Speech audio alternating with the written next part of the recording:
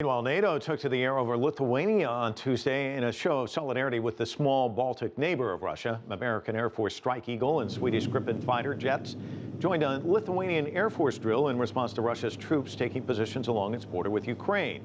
The goal of the drill was to make sure NATO militaries can work in harmony.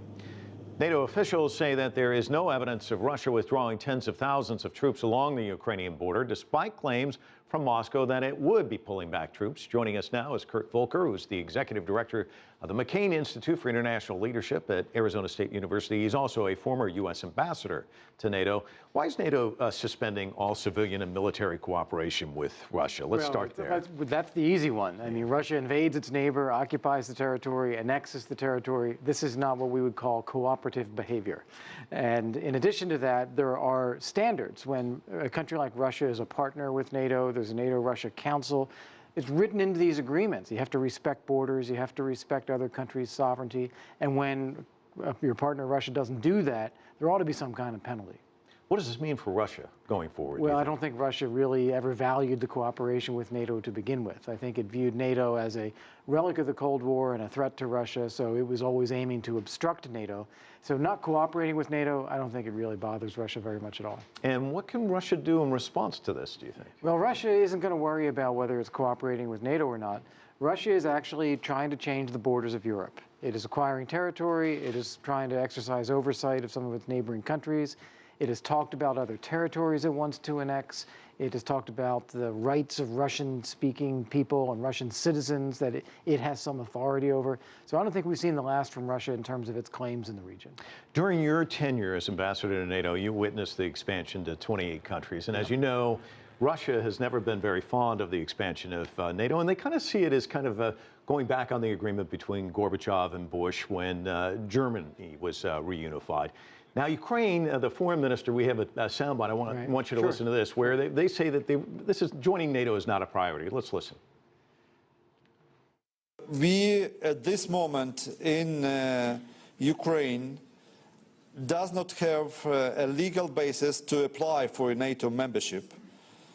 And the Ukrainian legislation, both adopted by the parliament and the program of the government, does not foresee the NATO membership as a priority of today's government. Now, if you view this through the prism of Russia, this expansion, they sort of see this as surrounding, encircling Russia in a sense. And really, from a Western perspective, we don't hear that much. The only example I can think of is the op-ed piece by Henry Kissinger, where he said Ukraine should not join NATO. Isn't there something, I mean, being from the diplomatic ranks, isn't there something the West can do to kind of allay those fears on the part of Russia? Right. Well, first off, the West has done just about everything humanly possible to try to allay those fears, but Russia doesn't want those fears allayed. It's useful for Russia to justify these sort of measures that it's taking. Second, I don't agree that we have to look at this through Russia's eyes. If you're a Lithuanian, your country was occupied by the Soviet Union for 40-some years. You finally got your independence back. You want you and your family and your children and their children to be free, to live in a market economy, to be prosperous, and to be secure, never to be invaded again. So they want to join an alliance like NATO in order to be safe. The same with the Poles, the same with the Romanians. That's what the Georgians and the Ukrainians are talking about. They're not as far along. And I also think that when you look at the map today, you travel around Europe, these are wonderful places where they've been able to build strong societies, whether it's in Central Europe, Eastern Europe, Baltic states, and so on. So there's a flourishing going on, partly as a result of this NATO enlargement.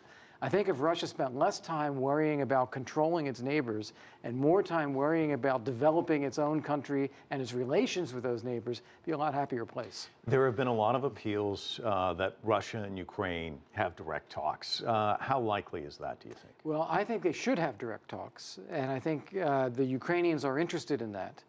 The problem is that the Russians thus far have viewed the Ukrainian government as illegitimate and not willing to talk to them. Now that we're going to have elections in the end of May and a new government will emerge out of that, maybe there's a chance that the Russians will be more open, willing to talk to the Ukrainians.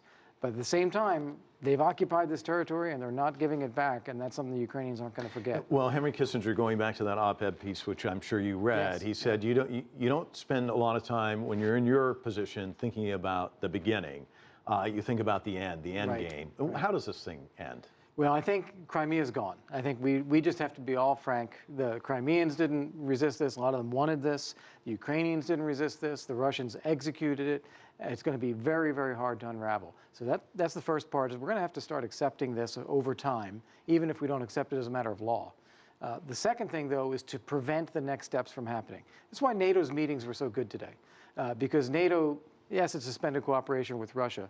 More importantly, it made some very strong signals about protecting the security of those countries that are already allies. So there won't be any encroachment against NATO allies. That's already creating some stability. And then doing a few other steps to build cooperation with Ukraine as a signal to say, don't keep pushing. We're going to try to help Ukraine. Let's try to get this to settle down. All right, Kurt Volker, thank you so much for your analysis. Thank you. Appreciate it.